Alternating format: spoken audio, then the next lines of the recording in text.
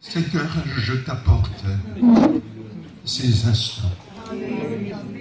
Je veux te prier pour que tu sois puissamment à l'œuvre dans cette assemblée. Et que ce matin, vraiment, nos cœurs à tous puissent être remplis, renouvelés par ta grâce. Seigneur, retire toute crainte des cœurs, retire tout souci, toute chose qui pourrait empêcher que ta parole atteigne son but dans chacune de nos vies.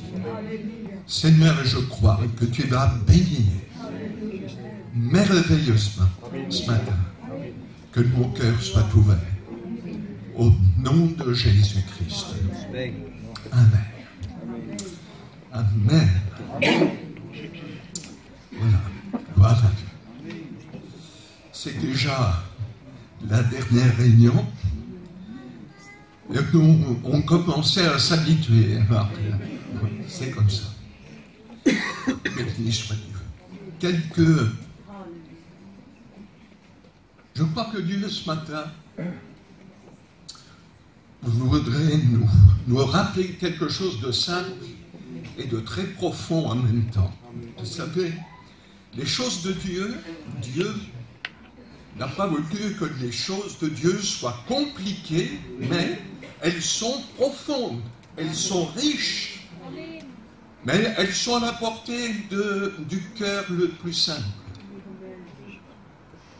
C'est ainsi que je voudrais ce matin que vous compreniez, avant que nous commencions à ouvrir ensemble la parole de Dieu, qu'il y a deux grandes bénédictions que le Seigneur veut répandre sur chaque être humain. La première bénédiction, nous l'avons pour la plupart d'entre nous déjà reçue, puisque c'est le salut de notre âme. Et ça, c'est quelque chose de formidable, de glorieux, quelque chose que nous ne méritions pas, bien sûr, et que le Seigneur nous a accordé par grâce et par le seul moyen de la... Bon, le micro marche pas bien. Par le seul moyen de la... Et les sœurs, où sont les sœurs ce matin? Je reprends. Par le seul moyen de la... C'est déjà mieux. Mais je peux encore mieux que ça. Par le seul moyen de la... Ah ben, on est dans la Pentecôte. Bon. Un pentecôtiste, c'est quelqu'un qui s'entend de loin. Amen. Alléluia. Gloire à Dieu. Bon. Alors, la deuxième bénédiction, c'est quoi? Ben, je crois que je vous ai aidé.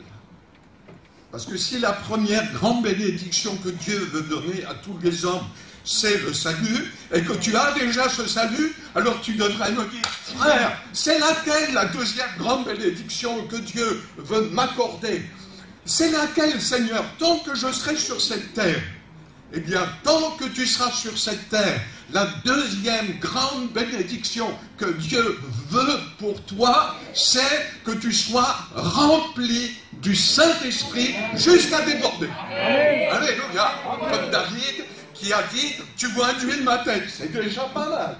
Mais il ajoute, et ma coupe, on recommence. Et ma coupe, ça c'est bien. Alléluia. Et ma coupe déborde. Il n'y a plus de timidité quand on a reçu le Seigneur Jésus dans son cœur. On confond trop souvent humilité et timidité. Jésus était humble. Amen. Il n'était pas timide. Paul était humble. Il n'était pas timide. Amen. Si tu es humble, gloire à Dieu. Amen. Ne sois pas timide. Parce que l'esprit que Dieu veut te donner à nouveau ce matin dans une nouvelle plénitude, ce n'est ni un esprit de timidité ou de crainte, mais c'est un esprit de force. C'est un esprit d'amour et c'est un esprit de sagesse. Alléluia. Alors ce matin, sache-le. Si tu as cette première immense et glorieuse bénédiction d'être sauvé, le Seigneur n'en a pas fini avec toi. Donc on lit maintenant. Je lis avec vous dans Luc, chapitre 24. Ce sont les paroles du Seigneur Jésus lui-même. Il va expliquer à ses disciples d'Emmaüs, avec lequel vous connaissez l'histoire, il a cheminé, eh bien,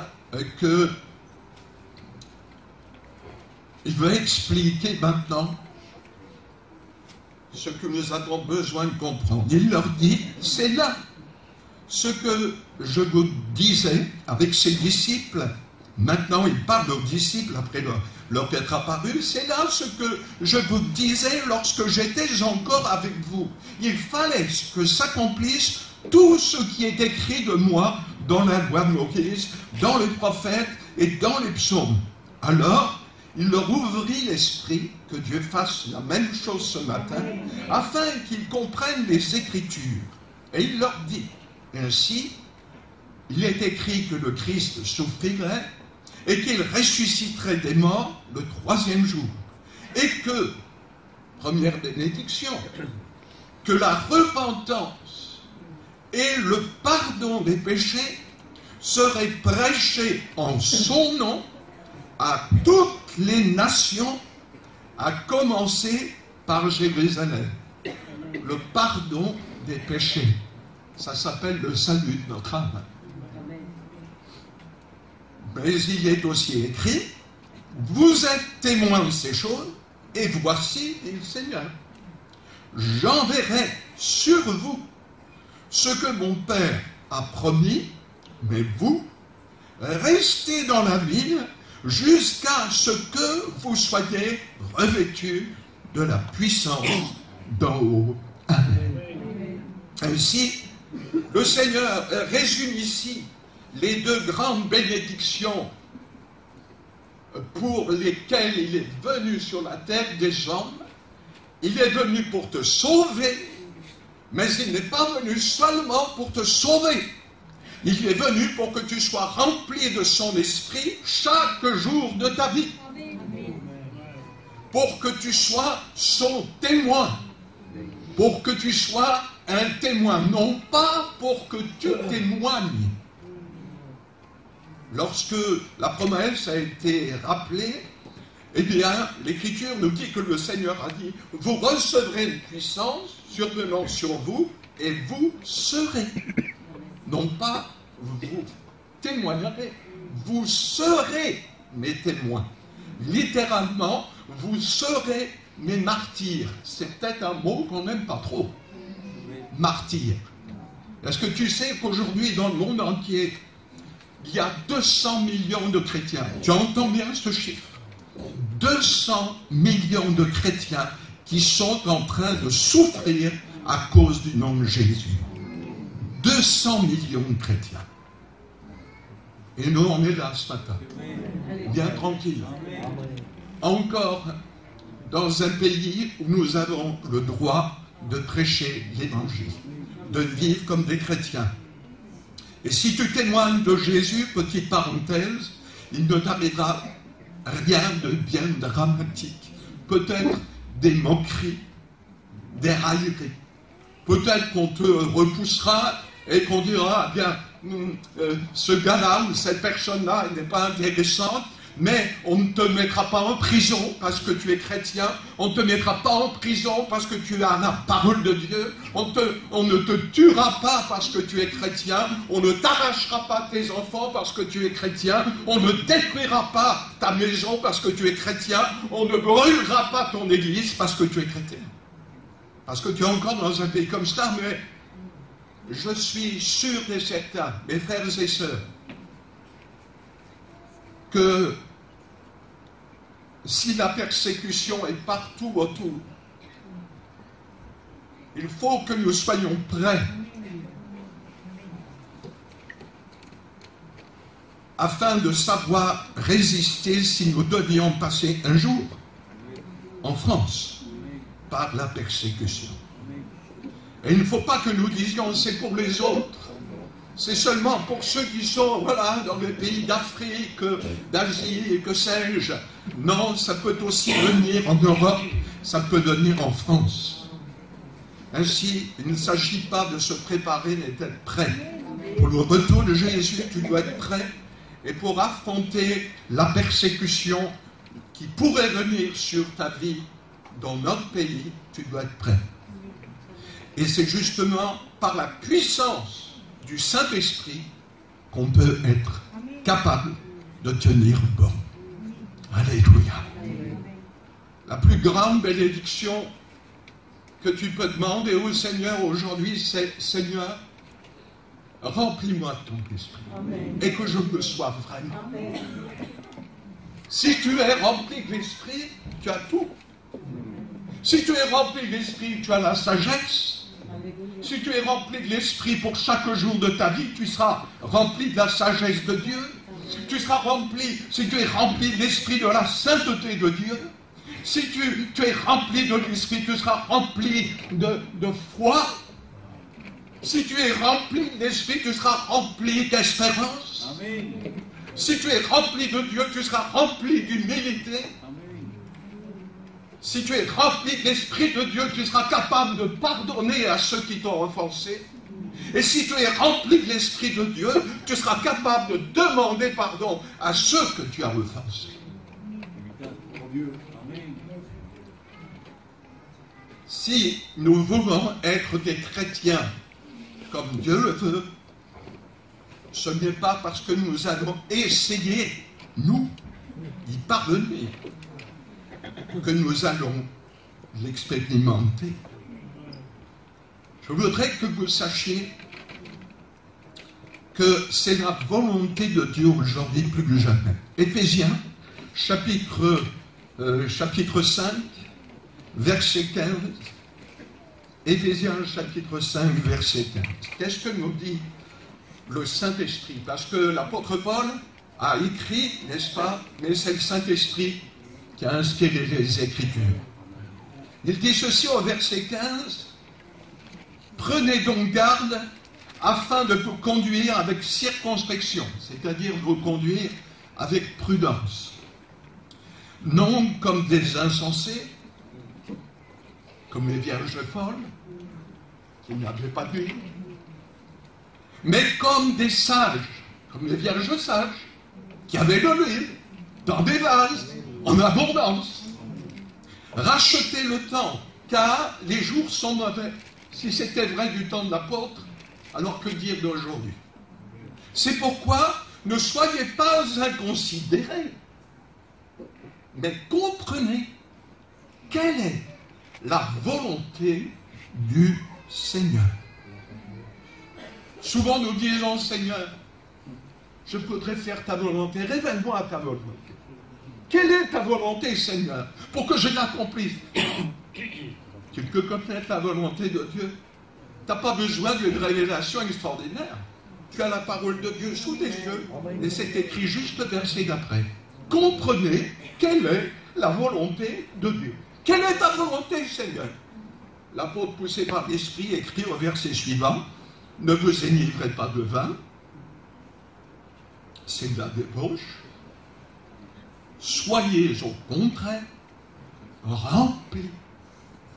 Vous entendez bien? Remplis de l'Esprit. Amen. Littéralement, soyez constamment en train d'être remplis du Saint-Esprit. Alléluia. Parce qu'un vase qui déborde, il ne peut continuer à déborder que s'il est constamment rempli.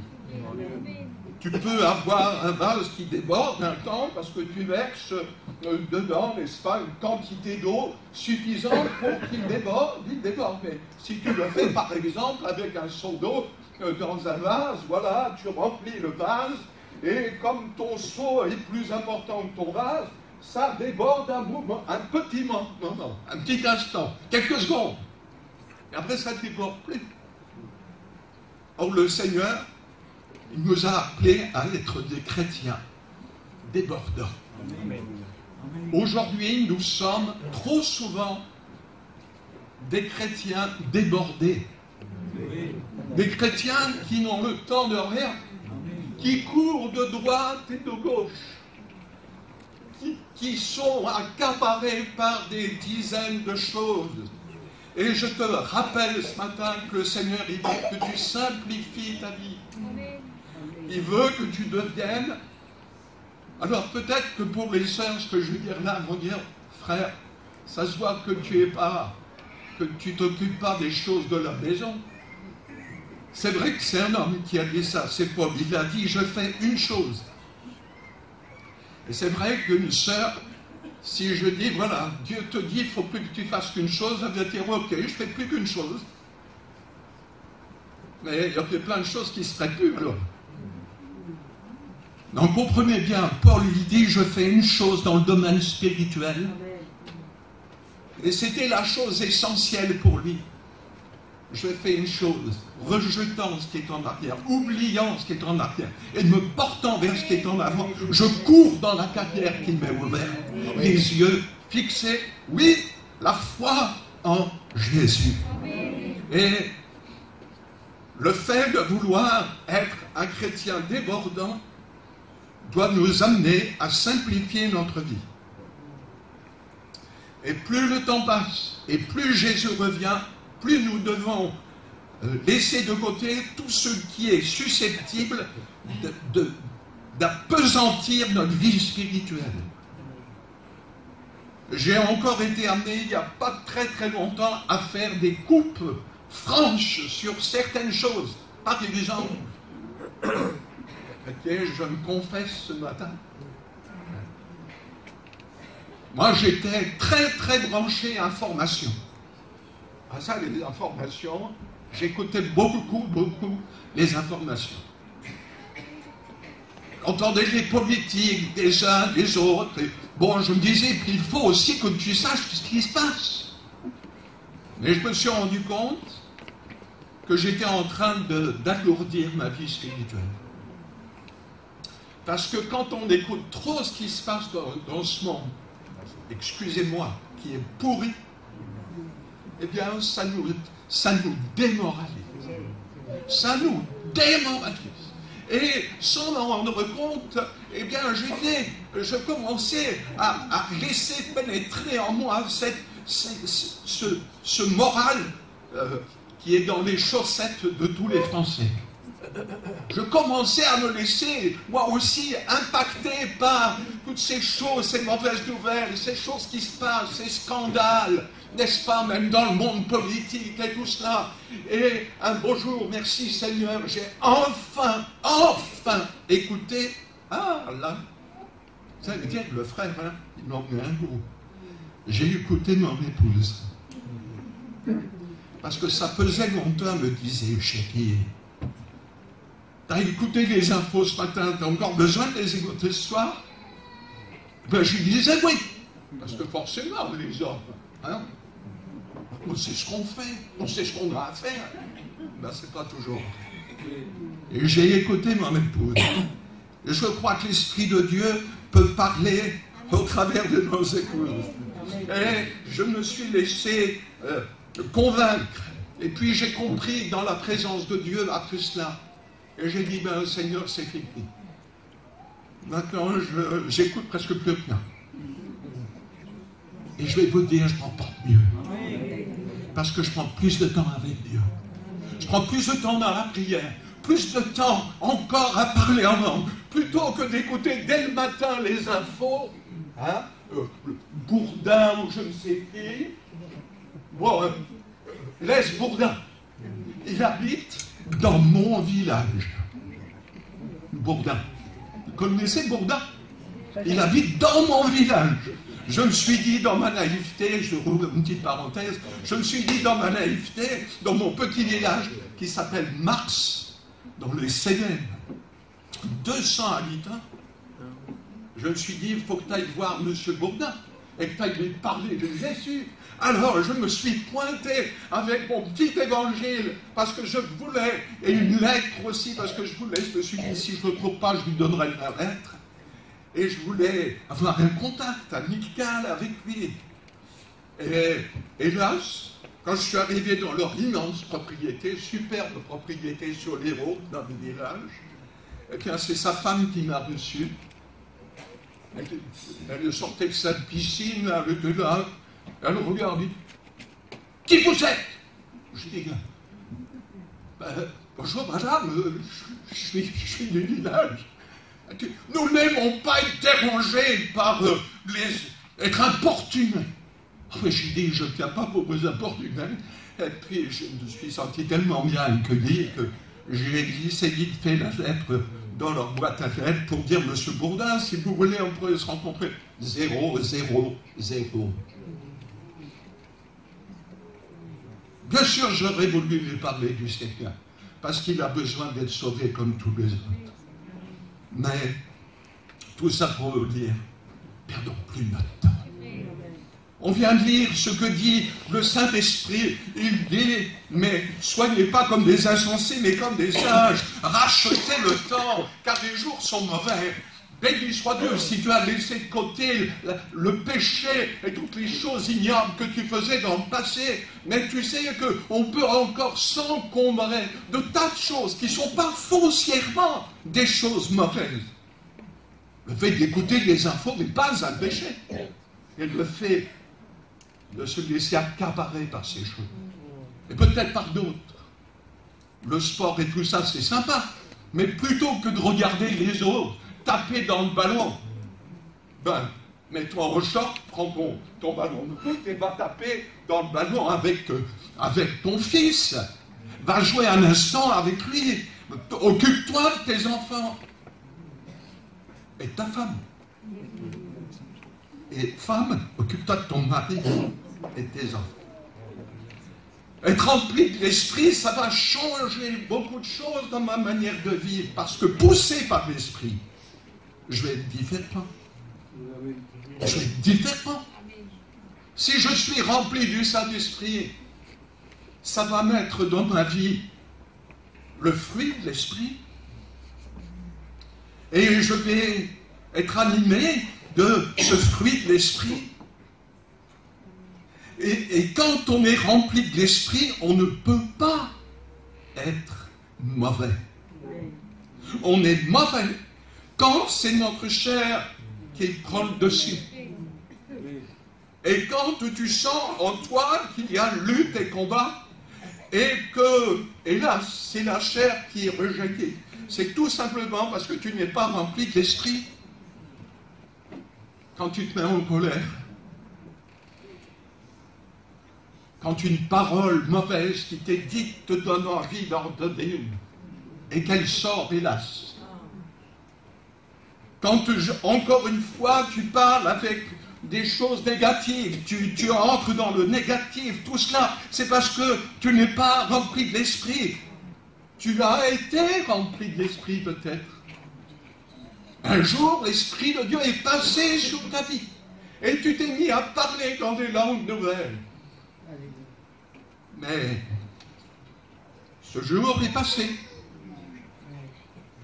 Et aujourd'hui, il faut se poser la question, suis-je rempli d'esprit? Si je ne le suis pas, ça doit changer. Comment est-ce que la parole de Dieu nous parle de ces choses? Elle nous fait des promesses extraordinaires. Moi, je me réjouis quand je lis les Écritures au sujet de la plénitude de l'Esprit. Je suis émerveillé lorsque je vois, par exemple, dans le livre des Actes, il nous est dit ceci, c'est une promesse fabuleuse du prophète Joël dans les derniers jours des dieux. Et je crois que nous sommes vraiment dans ces jours-là. Je répandrai de mon esprit sur toute chair. Vos fils et vos filles prophétiseront. Vos jeunes gens, ils sont encore là ce matin, les jeunes gens, auront des visions. Et vos vieillards. Un papy là-bas. C'est aussi pour toi. Et vos vieillards auront des songes. Tout ça de Dieu. Des songes de Dieu. Des visions de Dieu. Pas être un visionnaire, mais des visions de Dieu. Les songes de Dieu. Les prophéties de Dieu. Eh bien, le Seigneur dit dans sa parole, c'est pour vos fils et pour vos filles. C'est pour vos jeunes gens. C'est pour vos vieillards. Et c'est pour mes serviteurs et pour mes servantes. Autrement dit, il n'y a personne qui est oublié. C'est pour chacun de nous ce matin. C'est pour chacun de nous. Dans l'Église primitive, qui était loin d'être une Église primitive, dans le sens spirituel du terme, c'est une Église très développée spirituellement. Mais dans l'Église du livre des Actes, il y avait cette abondance. Cette abondance parce que un jour, les frères et les sœurs ont compris, se sont rappelés des paroles du Seigneur et des promesses du Seigneur, et ils se sont réunis tous ensemble, nous est-il dit, dans une chambre haute. Et ils ont pris du temps avec le Seigneur. Ça a duré 10 jours. Pendant ces 10 jours, ils ont prié, ils s'attendaient à Dieu. Et ce qui est assez remarquable, c'est que ces frères, il nous est dit, n'est-ce pas, ceux qui étaient rassemblés, quand ils ont été remplis du Saint-Esprit, il nous est dit, ils étaient tous là, dans cette chambre haute, les apôtres, les disciples. Il nous est dit tous d'un commun accord, Actes chapitre 1er, verset 14, persévéraient dans la prière avec les femmes et Marie, mère de Jésus, et avec les frères de Jésus. Ils étaient tous là. Et pourtant, il nous est dit que le jour de la Pentecôte, il n'était environ que 120. Peut-être à peu près ce qu'on est ce matin. 120. Et je suis toujours frappé par cette précision. Environ 120. Parce que quand Jésus est ressuscité des morts, Paul déclare que 500 frères l'ont vu. 500 frères ont vu Jésus ressuscité. C'est ce que dit Paul dans l'Épître aux Corinthiens. Il dit 500 frères à la fois, en même temps, ont vu Jésus. Alors je pose la question, où étaient ces 500 frères le jour de la Pentecôte? Ils n'étaient plus là. Il n'en restait plus que 120. Des frères et des sœurs en Christ, les apôtres, les frères de Jésus, physiques, les frères dans la chair de Jésus, Marie, la mère de Jésus. Où étaient les autres? Et là, ça nous parle de quelque chose qui est peut-être le mal le plus grave. Tu peux me passer une petite bouteille d'eau, s'il te plaît? Merci. Merci. Excusez-moi. Le mal le plus grave, c'est qu'il y avait déjà, à cette époque-là, il y avait eu un relâchement entre la résurrection magnifique et glorieuse de Jésus et le baptême dans le Saint-Esprit. Est-ce que tu imagines, ces frères avaient vu Jésus ressuscité? Est-ce que tu as vu Jésus ressuscité, toi, tes yeux? Non, tu crois par la foi. Mais eux, ils ont vu Jésus ressuscité. Mais moi, je crois que si je vois Jésus ressuscité, la première chose, c'est que je tombe sur ma face devant lui. Et que ça va bouleverser encore ma vie, jusqu'au restant de ma vie sur cette terre.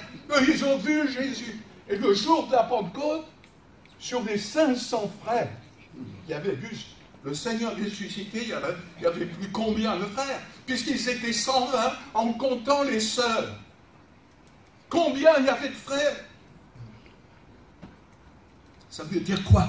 Ça veut dire que l'Église d'aujourd'hui, si déjà à cette époque, il y avait eu comme un recul entre la résurrection de Christ et l'instant où ils allaient baptiser de l'Esprit, il y avait déjà des défections. Est-ce que ça leur suffisait? Est-ce qu'ils se sont dit, mais maintenant qu'on a vu Jésus ressuscité, on est sûr que son sacrifice était efficace, Dieu l'a approuvé, je suis pardonné de mes péchés, j'ai la vie éternelle, mon nom est écrit dans les cieux, ça me suffit. Mais les autres ont compris que Jésus leur a dit, mais attendez, c'est pas fini. Je veux vous donner la plénitude de mon esprit. Alors peut-être tu vas dire, mon frère, j'ai été baptisé dans le Saint-Esprit, j'ai déjà reçu le baptême dans le Saint-Esprit, mais j'aimerais te dire ce matin que la Bible, elle est claire à ce sujet. Dans le livre des Actes, l'Église tout entière a au moins été remplie du Saint-Esprit 2 fois. Au moins. Et certainement qu'elle a été plus que ça.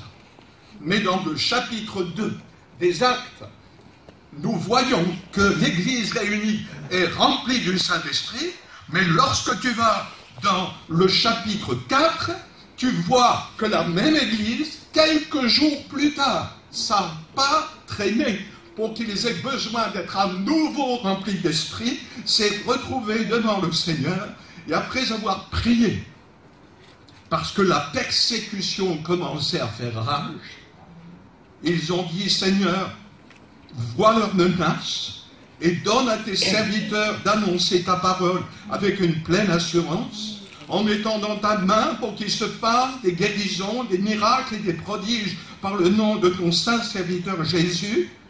Acte 4, 31, c'est ce qui est écrit. Quand ils eurent prié, le lieu où ils étaient assemblés trembla. Ils furent tous remplis du Saint-Esprit. Et le résultat, ils annonçaient la parole de Dieu. N'est pas un brevet de sainteté. Ce n'est quand tu es baptisé de l'Esprit, car beaucoup de chrétiens disent, mais Seigneur, je ne mérite pas d'être baptisé de l'Esprit. Seigneur, tu vois encore tout ce qui va mal dans ma vie.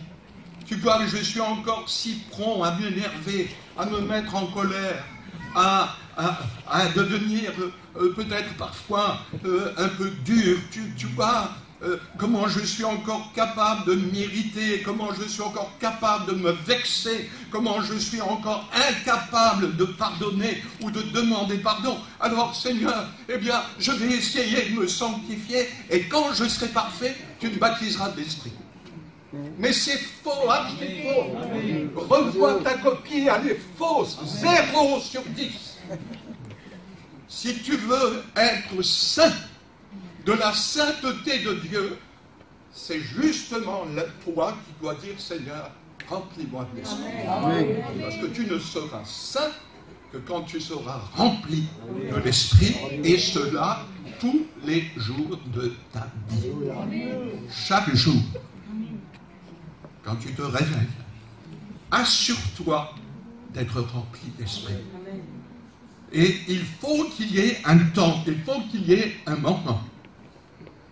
C'est pas possible, ça fait déjà 3/4 d'heure que je prêche. Non, je suis trop long. Hein. Moi, je vais m'arrêter. Pas tout à fait. Comme disait quelqu'un, bon bref, je ne vais pas dire. Seigneur, garde-moi. Pas un brevet de sainteté, mais une puissance de Dieu pour y entrer. Alléluia. Le baptême dans le Saint-Esprit, c'est une puissance de Dieu qui vient sur ta vie et dans ta vie pour te donner accès à la sainteté. Quand tu es baptisé de l'Esprit, tu peux parler en langue. Et quand tu parles en langue, tu dis les merveilles de Dieu. Ne te contente pas de balbutier quelques petits mots que tu as su apporter au Seigneur quand tu as été visité de l'Esprit. Apprends à développer ton parler en langue. L'apôtre Paul disait, je parle en langue plus que vous tous. Et il ne disait pas « je parle en langue plus que Pierre, Paul ou Jacques ». Il disait « je parle en langue plus que vous tous ».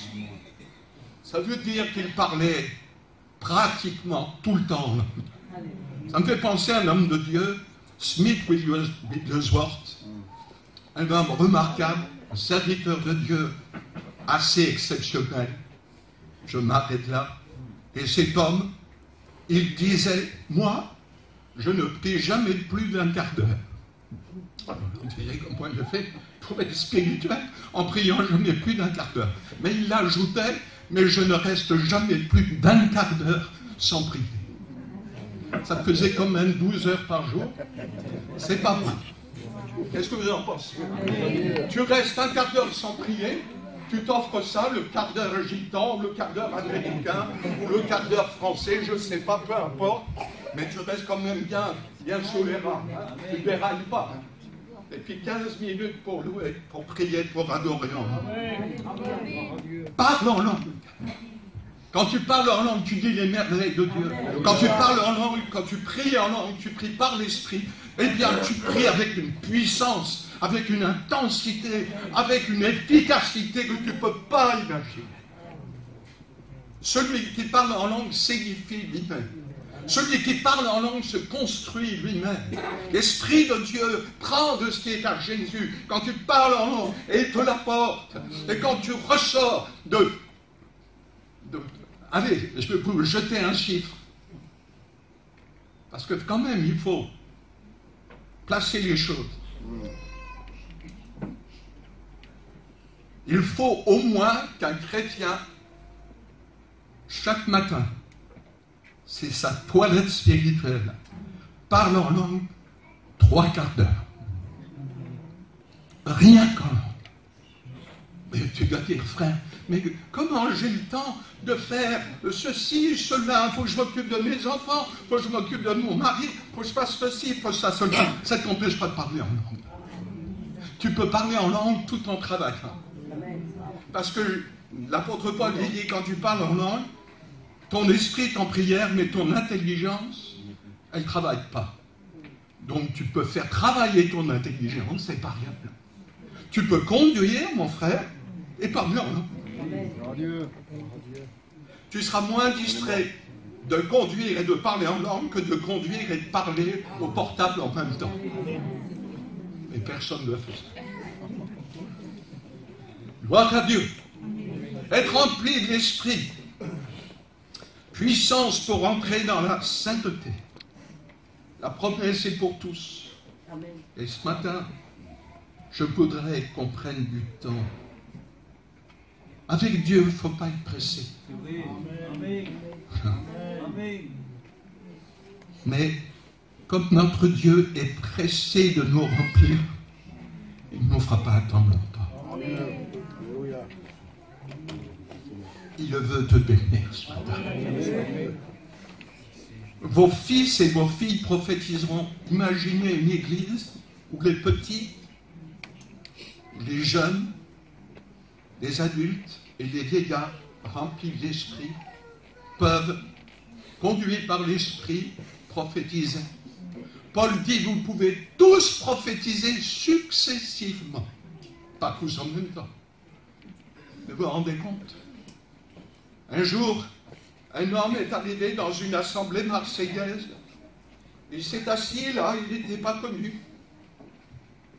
Et c'était un temps de prière. Tout d'un coup, il y a eu un don spirituel. Le don spirituel disait ceci. Tu es venu dans cette assemblée. Tu es désespéré. Et tu as l'intention de te supprimer. Le revolver qui est dans ta poche ne t'en sert pas. Cet homme a été foudroyé. Et plutôt que de se suicider, il s'est converti.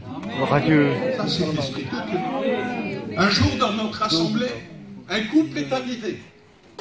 Inconnu au bataillon. Qui c'était, je ne savais pas. Ils sont arrivés, ils se sont assis. Juste devant une sœur qui assez souvent avait des paroles prophétiques. Ils ne savaient pas ce qu'ils faisaient. Ils se sont assis. Et pour vous expliquer donc, ce couple était sur le point de se séparer. La sœur avait connu l'évangile jeune, elle avait marché avec le Seigneur pendant un temps, son père était pasteur dans l'est de la France, ils étaient venus dans le Midi, à Sète, dans la région, et elle s'était éloignée du Seigneur, elle gardait au fond de son cœur, mais elle était rétrograde. Son mari était inconverti, c'était un juif, entre parenthèses. Et il y avait un gros problème dans le couple. Le mari était infidèle à sa femme. Et elle le savait. Il l'avait déjà trompée à plusieurs reprises. Et donc le foyer, avec pas mal de petits enfants à l'intérieur, était sur le point d'exploser. Mais le papa, qui était pasteur, le papa de l'épouse, lui a dit, la dernière solution que je crois pour vous, c'est que vous reveniez au Seigneur. Toi, c'est que tu reviennes. Que tu prennes ton mari, certes il y a encore un converti, mais prends-le, allez dans l'assemblée de Sète, et puis là, écoutez ce que Dieu va vous dire. Et donc, la fille a écouté son papa. C'est bien quand une fille écoute son papa, non? Hein, des bons conseils comme ça. Donc, ils sont venus. Tous les deux. Ils s'installent. Un temps de chant, un temps de prière, de louange, peu importe l'ordre. Et tout d'un coup, la sœur, qui souvent recevait de Dieu des pensées, voilà, qu'elle dit des choses. Alors moi, je le savais bien. Moi, je vois ces deux âmes qui ce sont des âmes nouvelles. Merci Seigneur, tu vas les bénir. Il va se passer quelque chose. Tout d'un coup, la sœur dit, toi, qui trompes ta femme. Oh purée, nous tu es venu dans ce lieu. Voilà, ça a été, bon, je passe le reste, peu importe. Alors là, le mari, il a donné un coup de coude à sa femme, il a dit, toi, tu as parlé au pasteur. C'est pas possible. Elle a son déposé dit, mais je t'assure que non. Mais tu sais bien que c'est la première fois qu'on vient dans cette église. Tu sais bien que je ne le connais pas, ce pasteur. Je ne lui ai rien dit. Bien sûr, le pasteur, mais moi, dans ma tête, je me suis dit, oh purée, pourvu qu'elle ne se trompe pas, sinon on les perd à tout jamais. C'est vrai. On est comme ça, cette église. Priez pour des pasteurs. Amen. Et c'était de Dieu. Et cet homme, lui aussi, il a été, comme je dis, touché, couvé. Il a réalisé, comme dit l'Écriture, que Dieu était au milieu de nous. Et Dieu avait parlé à son cœur. Parce qu'il lui a dit maintenant, le Seigneur, il faut que tu changes. Et cet homme, il a ouvert son cœur, il a changé, et son couple a été rétabli. Et au jour où je vous parle, le couple est encore bien. Gloire à Dieu. Ils se sont convertis. Vous recevrez une puissance, le Saint-Esprit survenant sur vous. Le Saint-Esprit veut descendre sur cette église. Et ce matin, le seul frein que tu pourrais mettre, ça serait de dire, moi, je n'en ai pas besoin. C'est ton affaire, si tu penses que tu n'en as pas besoin. Mais moi, je te dis, avec la parole de Dieu, que tu en as besoin. Amen. Et si tu dis que tu n'en as pas besoin, alors je me permets de rajouter que tu en as encore plus besoin que les autres. Il te faut de l'humilité, il te faut de la foi, on en a parlé, et il te faut un cœur simplement, écoute bien ça, parce que c'est très important. La Bible nous dit qu'il y en a trois qui rendent témoignage. L'esprit, l'eau et le sang. Dans le domaine de la vie spirituelle, ce sont les trois ingrédients. L'esprit, l'eau et le sang. Le sang nous parle de l'œuvre parfaite de Jésus à la croix. Et ça, il faut que ton cœur il soit pleinement attaché dans la foi. Seigneur, si mon cœur n'est pas pur ce matin, il s'est passé quelque chose dans ma vie cette semaine, je me suis laissé éclaboussé par une saleté de ce monde. Mais Seigneur, ce matin, avant de prendre la Sainte Seine, je me place sous ton sang. Donne-moi à nouveau un cœur pur. Amen. Et ça, n'importe qui peut le faire ce matin. Du plus petit bonheur au plus âgé d'entre nous, place ta vie sous le sang précieux de Jésus. Première condition. Si tu as placé ta vie sous le sang précieux de Jésus, la Bible nous dit que du côté de Jésus est sorti de l'eau. C'est le témoignage de sa vie qu'il donnait. Pas seulement son sang qui nous purifie, mais l'eau de la vie. L'eau qui coule de lui et qui amène à une nouvelle naissance. Croire que Jésus est mort pour mes péchés, placer ma foi en Jésus-Christ, je reçois la nouvelle naissance. Alléluia. Alléluia. Je nais de nouveau par la vie de Jésus, que j'accepte en moi et je deviens une nouvelle créature. Tu as donc maintenant tous les ingrédients qu'il te faut. Ton cœur est pur, tu es né de nouveau, tu as reçu la vie de Jésus par la foi. Maintenant, il ne te manque plus que cette formidable et nécessaire bénédiction d'être visité, rempli et débordant de l'Esprit. Je crois que j'ai à peu près dit tout ce que le Seigneur avait mis sur mon cœur. Il y a de cela des années, je finis par ce témoignage, je voudrais, tant pis si on déborde un peu les horaires, je voudrais que ce matin, tous ensemble, on vive quelque chose de plus grand. Qu'on vive un renouveau dans le baptême du Saint-Esprit. Amen. Il y a de cela bien des années.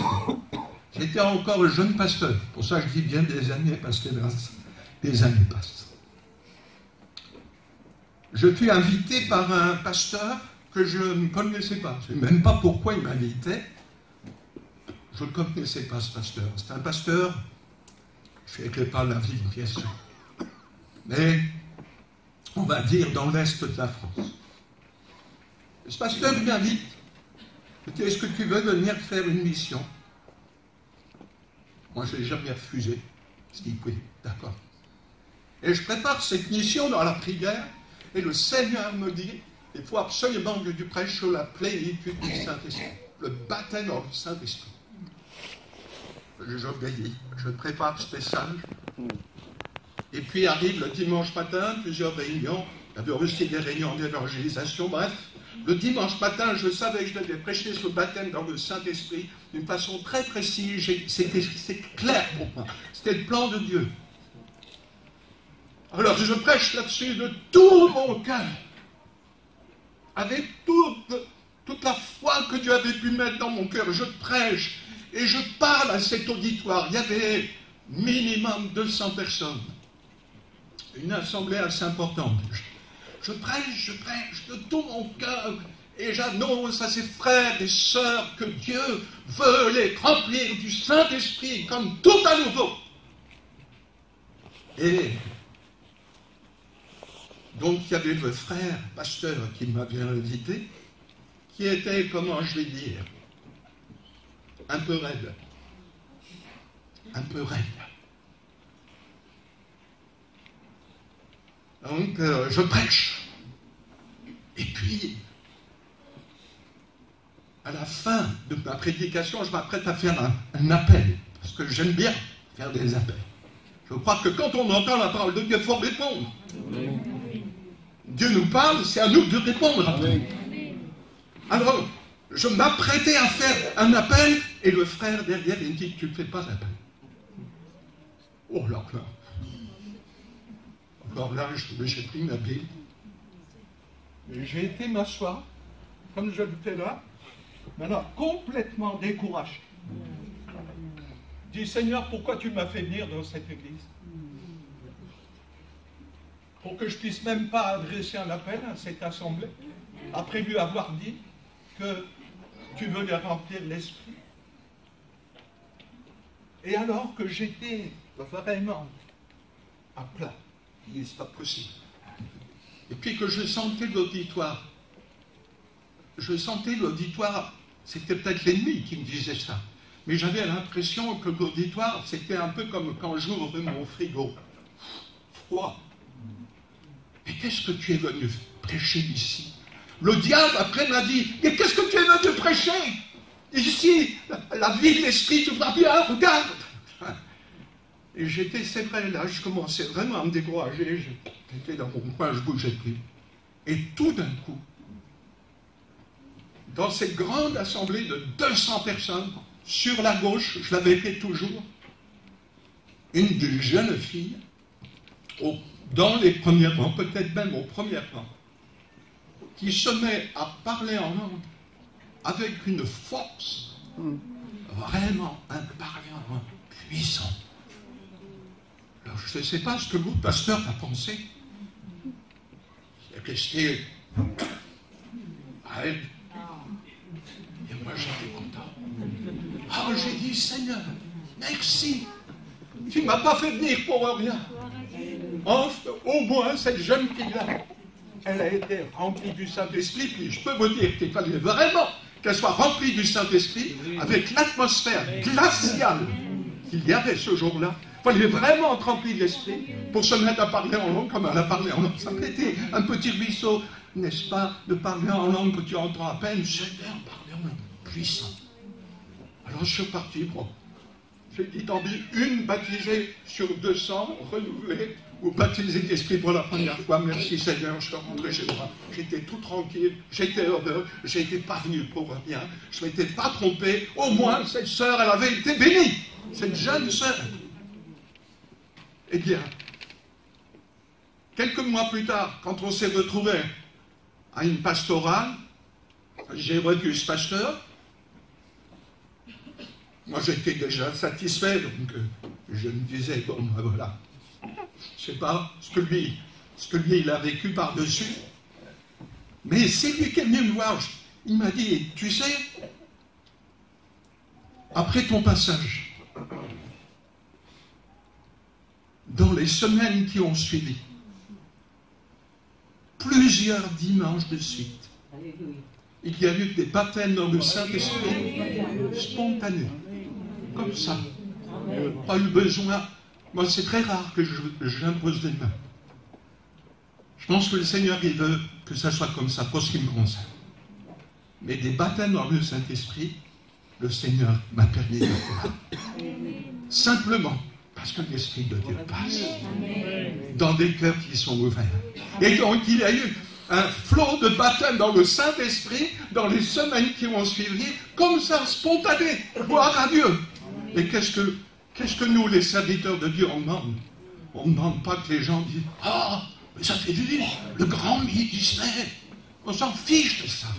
Ce qui compte, c'est l'action de l'Esprit. Amen. Alléluia. Et moi, j'étais heureux de savoir que cette Église était visitée par l'Esprit. Le Seigneur avait fait la brèche, pas par moi, par cette petite sœur qui avait ouvert son cœur à la parole de Dieu. Ce jour-là, il y avait qu'elle qui avait vraiment reçu. Mais gloire à Dieu. Le dimanche d'après, elle a dû être l'une des premières à louer Dieu avec force, avec esprit de Dieu. Et ça communiquait quelque chose à l'Église. Et l'Église s'est dit, mais après tout, on est en train de ramer.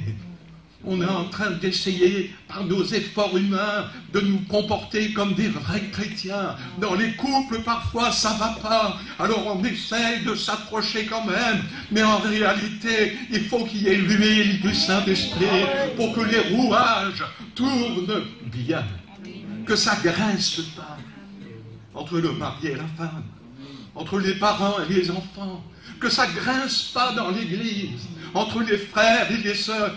À qu'il est tout pour des frères et sœurs de demeurer ensemble. C'est là que l'Éternel envoie sa bénédiction. C'est comme l'huile répandue. Les rouages, tout ça, ça passe bien. Il y a l'amour. Et quand une âme inconvertie arrive, avant même qu'elle entende la parole de Dieu, elle sent qu'il y a la présence de Dieu. Elle sent qu'il y a l'amour de Dieu. Elle sent qu'il y a la vérité. Parce que l'Esprit de Dieu, c'est un esprit de grâce, c'est un esprit de force, c'est un esprit de vérité, c'est un esprit d'amour. Gloire à Dieu. Si tu dis ce matin, Seigneur, ça y est, j'ai compris, eh bien, je ne serai pas venu pour rien. Tu me demandes d'avoir un cœur pur. Et ton sang peut ce matin me permettre de l'avoir à nouveau si je me suis loupé quelque part. Ton sang. L'eau de ta grâce pour me changer. Ta vie nouvelle que tu m'as donnée. Je suis né de nouveau, je suis ton enfant. Je n'ai pas encore atteint la maturité spirituelle, mais je suis ton enfant. Je suis né de nouveau. Oh Seigneur, remplis-moi de ton esprit pour que je devienne un adulte spirituel. Que je sois plein de grâce et d'Esprit Saint comme Étienne. Et que ma vie puisse enfin te glorifier. Alors ce matin, j'aimerais qu'on puisse se tenir devant Dieu. Mais j'aimerais de tout mon cœur que tu puisses dire maintenant, Seigneur, la balle est dans mon camp. C'est moi maintenant. Jésus a dit, si quelqu'un a soif, qu'il vienne à moi et qu'il boive. Est-ce que tu as soif ce matin?